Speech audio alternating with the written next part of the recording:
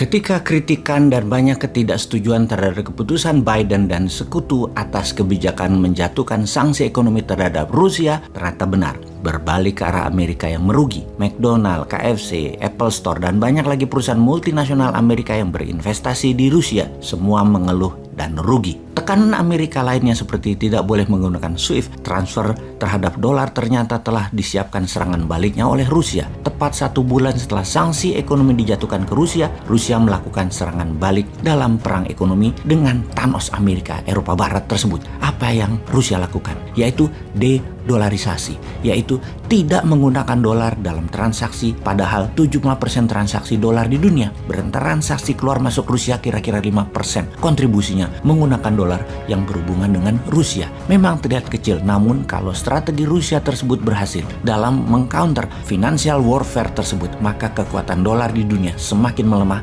dan semakin banyak yang akan meninggalkan dolar, terutama dalam transaksi bilateral. Tiongkok sudah berhasil menekan negara jajahan ekonominya untuk menggunakan yuan. Begitu juga Rusia saat ini. Sejak 28 Maret 2022, Rusia memutuskan untuk mematok atau mempek mata uang mereka ke emas 5.000 rubel atau sekitar 52 dolar, sama dengan 1 gram emas. Apa yang dilakukan Rusia sama dengan apa yang dilakukan Amerika di zaman emas akhir abad 19 yang mematok atau mempek US dollar 21 dolar ke 1 gram emas. Kemudian di tahun 1930 selepas resesi, agar bisa memprinting money dalam Green New Deal-nya FDR, Franklin Delano Roosevelt, menjadikan US dollar 35 per gram emasnya. Keputusan pembayaran gas Rusia dan minyak Rusia menggunakan rubel atau emas membuat Uni Eropa tidak punya pilihan. Negara Uni Eropa atau EU harus pilih salah satu kalau mau beli minyak dan gas Rusia. Bayar pakai rubel atau bayar setara nilai emas. Sebuah langkah cerdas dari Rusia. Ancaman dari Rusia jika tidak membayar pakai rubel atau emas, maka saluran gas dan minyak akan ditutup, dimatikan. Eropa pasti mati lampunya. Eropa kolaps dan jutaan lapangan kerja hilang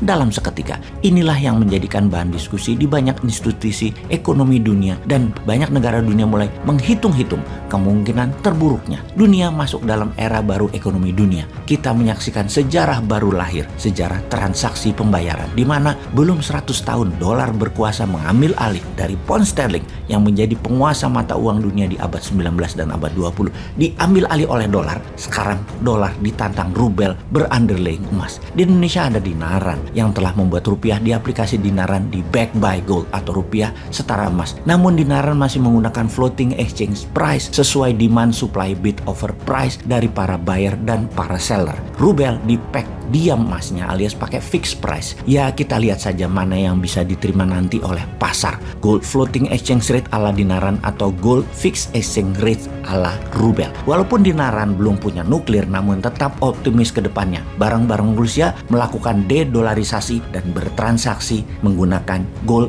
payout system. Kembali ke Rusia. Bank Sentral Rusia telah secara resmi mengumumkan bahwa tanggal 28 Maret 2022 mata uang rubel Rusia terikat pada emas. Tarifnya 5.000 rubel per gram emas batangan. 1 troy ounce senilai 32 gram emas. 32 gram emas dikalikan 5.000 rubel adalah setara 160.000 rubel. Jadi 1 troy ounce emas dalam hitungan rubel setara 1.600 dolar, bukan 1.928 per ounce per troy ounce dalam menggunakan dolar dalam transaksi emas. Secara nyata, Rusia baru saja menghapus sekitar 20%-an dari nilai dolar terhadap emas di seluruh dunia. Walau hal itu mungkin berefek 5%-an ketika dikonversikan ke emas tersebut, namun itu cukup mempengaruhi dolar. Apakah strategi ini akan diikuti banyak negara dan masyarakat dunia yang akan membuang dolarnya? Kita melihat 3 orang yang membuang dolar seperti Saddam Hussein, kemudian Gaddafi dengan emasnya, kemudian Bashar al-Assad pakai rubel membuang dolar. Ketiganya negara tersebut dihancurkan oleh Amerika, dan Assad saat ini menjadi orang terkucil negaranya, yaitu Suriah. Kita melihat bagaimana nasib Putin selanjutnya. Agaknya Amerika salah kalkulasi kali ini.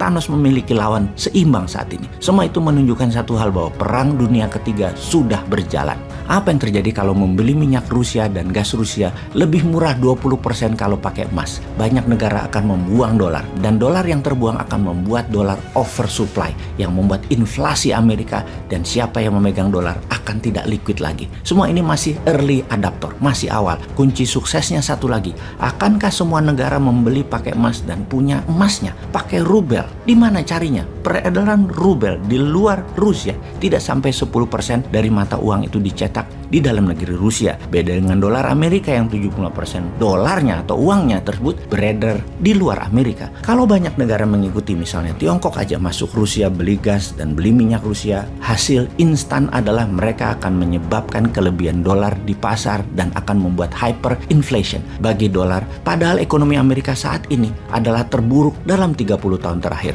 Untuk Indonesia sekarang, apa sarannya untuk rakyat dan apa yang dilakukan oleh pemerintah yang memiliki 80% suara di parlemen dan mengendalikan 80% suara partai? Adakah tindakan nyata untuk menghindari inflasi dan naiknya harga serta ketersediaan bahan pangan dan bahan baku? Seperti dialog SPBU ini kayaknya kita harus perhatikan, di mana ada seorang supir mengantar minyak goreng mengeluh antrian yang panjang di SPBU. Dia bertanya, "Petrolitnya ada pak?" "Kosong mas, sedang dalam perjalanan."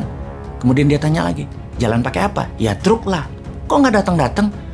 "Truknya sedang antri solar mas." "Lah, petugas yang jual solar kemana?" "Lagi antri makan di warung sebelah." "Lah kok lama banget antri makannya? Emang tukang warungnya kemana?" "Lagi nunggu minyak goreng mas buat goreng tempe." "Nunggu di mana?" "Nungguin sampean mas yang antri minyak goreng dari pagi ngantri Petralite." Anjrit, muter-muter terus